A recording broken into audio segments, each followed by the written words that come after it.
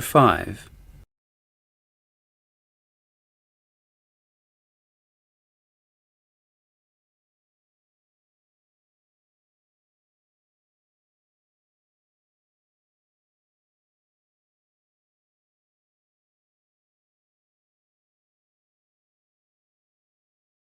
Now we shall begin. You should answer the questions as you listen, because you will not hear the recording a second time. Now listen carefully and answer questions 1 to 5. Hi, Ava. I see you've just enrolled. Oh, hi, John. Yes, it didn't take long. What about you? Oh, because I've re-enrolled for another year. I don't have to be here until this afternoon. But I thought I'd come along and help. Oh, that's very kind of you, John. Maybe you could help me with this elective class timetable. It's for students who need more English practice, like me. Yeah, it's a good idea. It's on Fridays, and I have to choose which timetable is best for me. There are 4 to choose from. Here, take a look. Oh, I see. Well, what do you need? I need everything, but especially writing practice. Well, do you want to go to the writing skills class in the morning or the afternoon? In the afternoon, I think. Okay. So, grammar and writing skills in the afternoon. Grammar? Oh no, I don't want to study grammar. Well, in that case, reading and writing in the morning followed by pronunciation. Then listening and speaking in the afternoon. I don't think my pronunciation is too bad. Do you? No, you speak very clearly.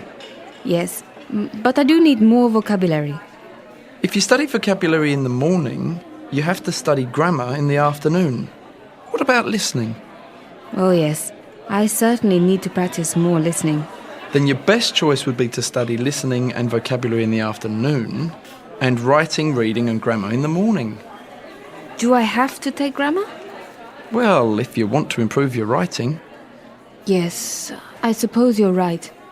And, writing class, first lesson in the morning? I'm afraid so. How's your reading, Ava? Oh, I'm a bit slow. Yes, I think I will study writing, reading and grammar in the morning. And listening and vocabulary in the afternoon. Good choice. Now what do you have to do? Just give this form to my tutor tomorrow. Do you have any classes today? There's a special introductory English class for foreign students later this morning. What time's the class? We have to be at the function room at 11 a.m. It's 9:05 now. It's actually 9:30. Oh, right. We've got time, so why don't I take you down to the student centre? Okay. Come on then.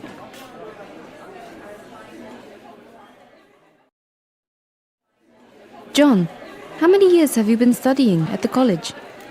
This is my second year. I started, 1 year ago. Tell me again, what is it that you're studying? Computing, isn't it? Basic programming?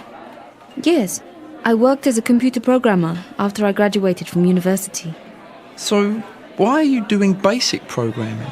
No, advanced programming. Right. Well, here we are at the student centre. Oh, it's huge. Yeah, well, it has to be. There are 500 students on campus and 50 staff. Oh, look. There's some information about clubs. I'm already a member of the table tennis club and the orienteering club. Do you want to play table tennis? I'm not much good, I'm afraid. What else is there? Fencing, tennis, hang gliding. What about orienteering? How much is it to join? For second year students, it's cheaper, only £10. But for first year students, it's £20, I think. Do you want to become a member? I joined last year. Why not? OK, let's go to the student information office, over here. At the Student Information Office, Ava wants to join the Orienteering Club. She has to give information about herself to the clerk. Listen to the conversation and complete the information on the club registration form in the spaces numbered 6 to 10. First, you have some time to look at the form.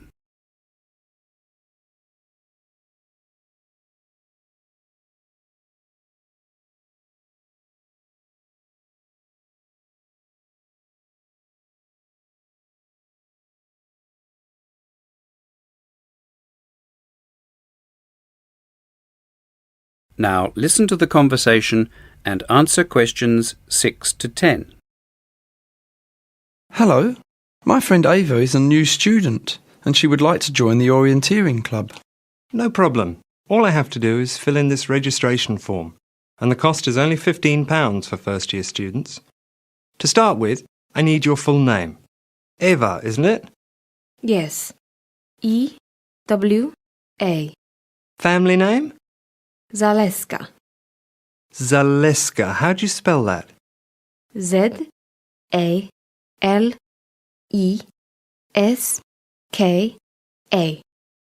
Zaleska. Very good. And you're from? Poland. Nationality Polish. I went to Poland last year. Great place. Okay, so what's your student number? On your student card. All right. Here it is. 34968 AP. 34968 AP. Got it. You must be doing the advanced programming course. Tell me about your orienteering experience. How long have you been doing it? 2 years. You're probably better than I am. Next thing is, do you know your blood type? For safety reasons. All right.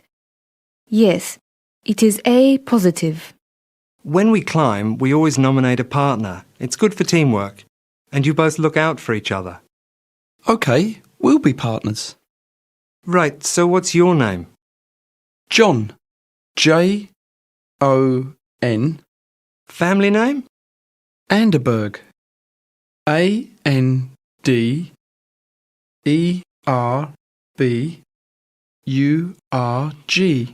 Good. When would you like to climb? Is Sunday morning good for you, Ava? Not really, John. I go to church. We have sessions in the afternoon too. Only on weekends though. Oh well, Saturday afternoon. Is it okay for you? Sure. Saturday PM. One more thing. I need a contact number if we need to ring you. Change in the weather or something like that. What's your home telephone number? 01 222 565 248. 01 222 565 248. Now, all you have to do is pay the £15 and I'll fix you up with a club membership card. Here's an information sheet about the club. See you later. Bye. Hey, Ava, we've still got plenty of time. Let's watch some TV. All right. That is the end of Section 1. You now have 30 seconds to check your answers to Section 1.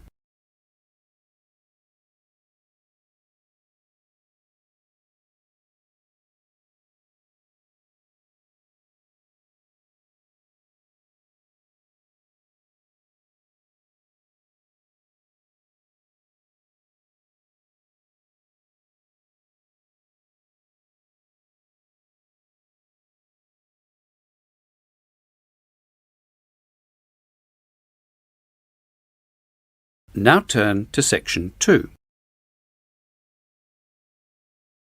Section 2. When Ava arrives at the Student Centre, she watches a television report on the European country of Estonia.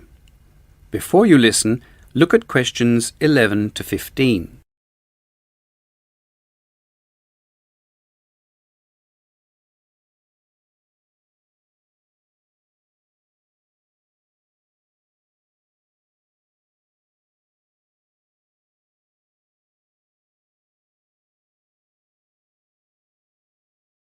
Now listen to the television report and answer questions 11 to 15.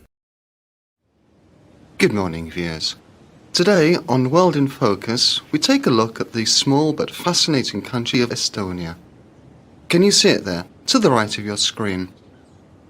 Located on the eastern shores of the Baltic Sea, west of Russia and to the north of Latvia, Estonia is a mere 45,227 square kilometres in size, which is, let's say, 3/5 the size of Scotland.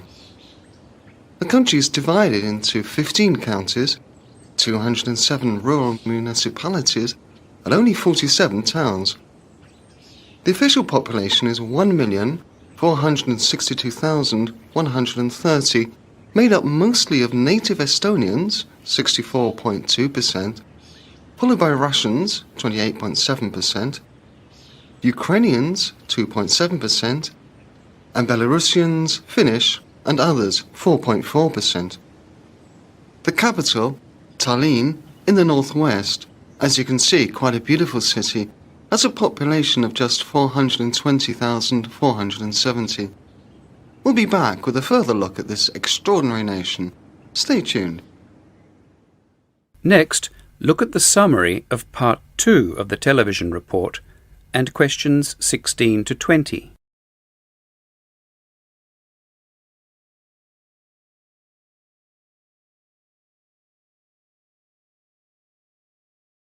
Now listen to the rest of the report and answer questions 16 to 20. Welcome back. Estonia is a rather flat country. The highest point is just 318 metres above sea level. It has over 1,500 islands and more than 1,400 lakes. The chief industries are the manufacture of agricultural machinery and electric motors. Chief crops, grain and vegetables. Okay, now, you're probably thinking, why don't we know more about Estonia? Well, it could be because the country only gained independence from Russia in 1991. Each year it celebrates its Independence Day on February the 24th. The Constitution guarantees fundamental human rights, and Estonia nowadays is, in fact, a democratic parliamentary republic. The currency is the Estonian kroon, worth 1/8 of a German mark, or about 4.5 pence. The official language is Estonian, but given that the nation shares a border with Russia, it's no surprise that a great many people speak Russian. And so for the weather in Tallinn today. Estonians enjoy a mild climate in summer and can expect partly cloudy skies and a top temperature of 61 degrees Fahrenheit, that is 16 degrees Celsius. Back to the news. Moscow. Talks today between the Russian delegation and the Vice President of the United States appear to have been successful. That is the end of Section 2. You now have 30 seconds to check your answers to Section 2.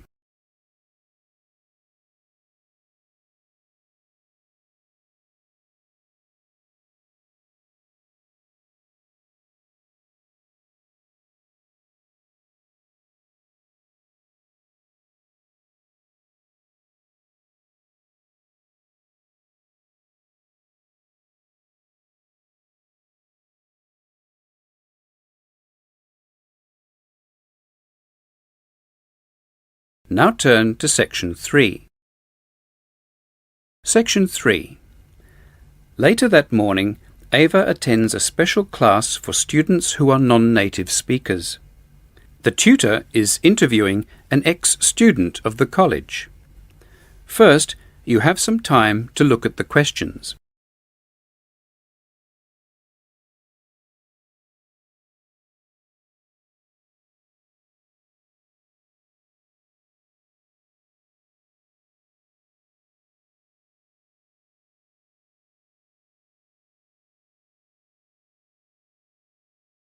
Now listen to the interview and answer questions 21 to 30.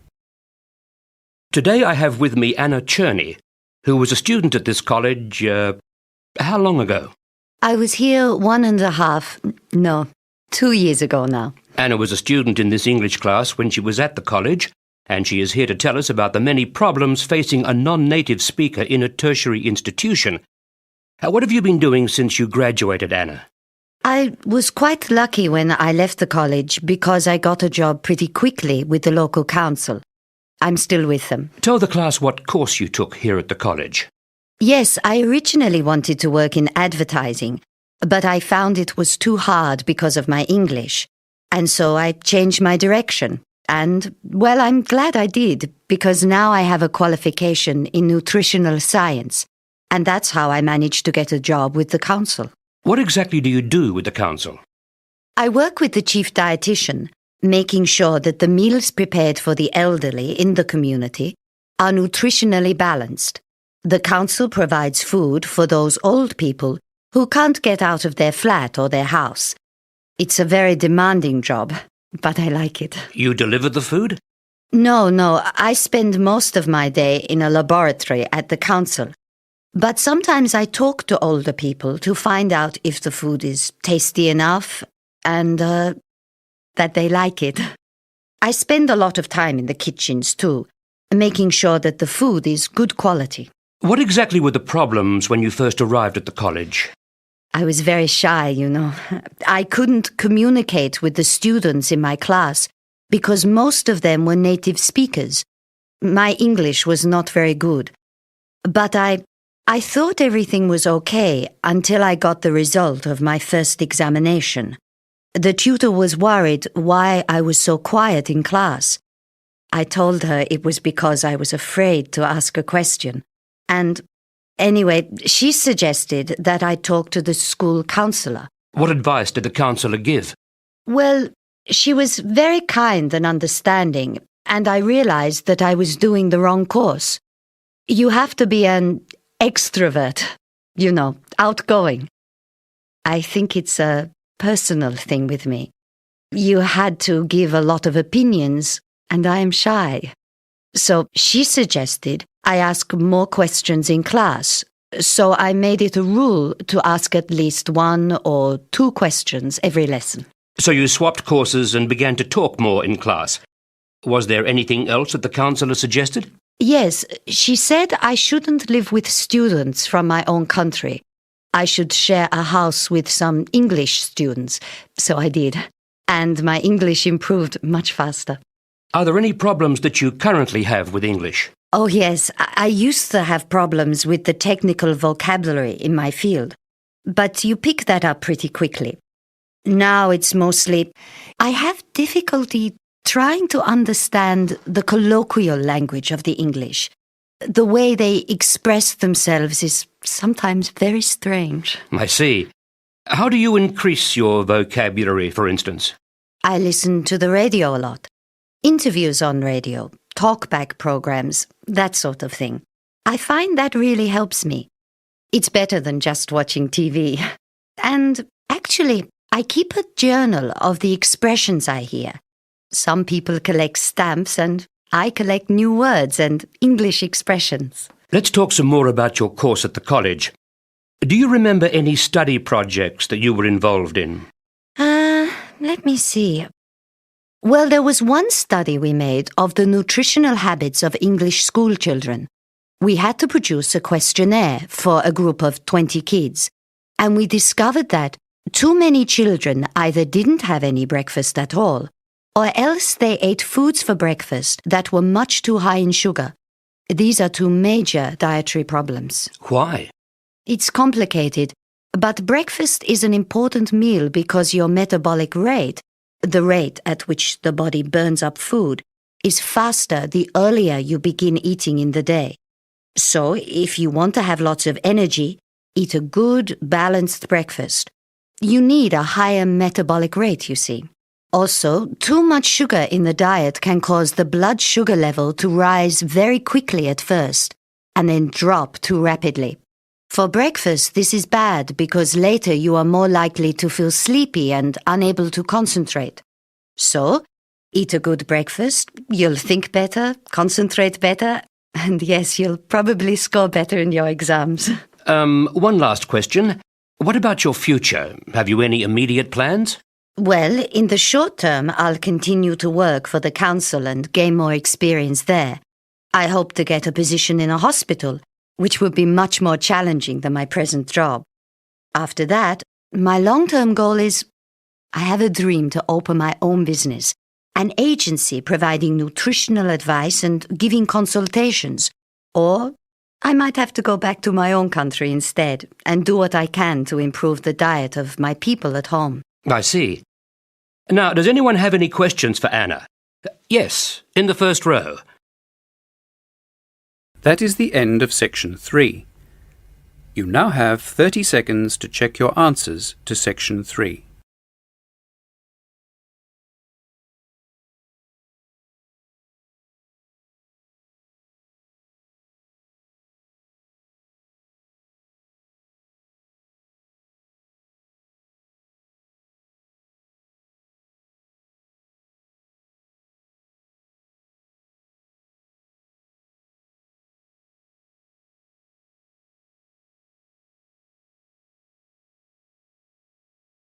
Now turn to Section 4. Section 4. You will hear part of the orientation in which Eva is shown the college's computer laboratory. First, you have some time to look at the questions.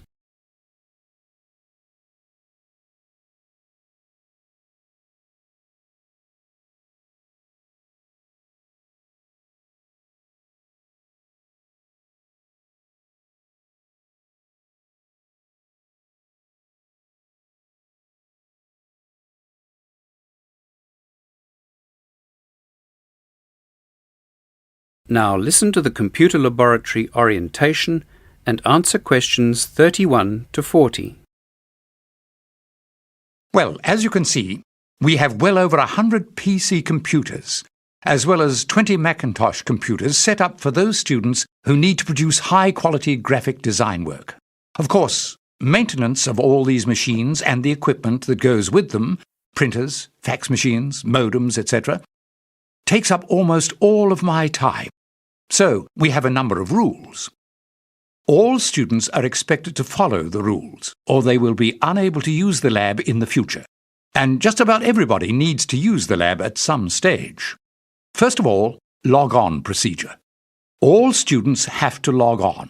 That is, enter their name and lab number before the program menu comes up on the screen. The reason is that if anything goes wrong with the machine, we can find out from you what it was you were doing when the problem occurred. And this can save a great deal of time when trying to solve the problem. Which brings us to the second rule. If something goes wrong, you mustn't just walk away from the computer or turn it off and pretend it hasn't happened. You must let me or one of my assistants know what has happened. And remember, we can always find out who was last using the machine. So, with these two simple rules, it becomes relatively easy to maintain so many machines. The third rule concerns the use of student disks. At no time are you allowed to bring your own disks into the laboratory. This lab is completely free of the need for student disks of any kind, because each computer is linked to a network, and there are 4 networks, each of which has its own file-serving machine. We don't want you to bring along your own disks for 2 very good reasons. The first reason is because of copyright law. It's illegal to copy programs bought by the college. The second reason has to do with those nasty little programs called viruses, which can do a tremendous amount of damage. So, no student disks in the lab. We therefore insist that you leave your bags outside too, which is rule number 4. Now, a network simply means a number of computers are linked together. In other words, can share information. There are 3 networks for the PC computers and 1 network for the 20 Macintosh machines. And that brings me to the 5th rule. Students must only access the network that is set up for their use. One of the 3 PC networks is only for first-year students to use, over here. Another is only for second-year students, over there along the back wall. And the 3rd network, on the far right, is reserved for third-year student use. The Macintosh computer network is reserved for second- and third-year students only, unless you are a first-year student of the graphic design course. Rule 5. You can only access the network that is set up for your level. All networks have printout capability, and there is a charge per page on the laser printers. The dot matrix printers, which of course do not give such good quality printouts as the laser printers, are suitable mainly for giving a rough copy of your work. They are free for student use during class hours.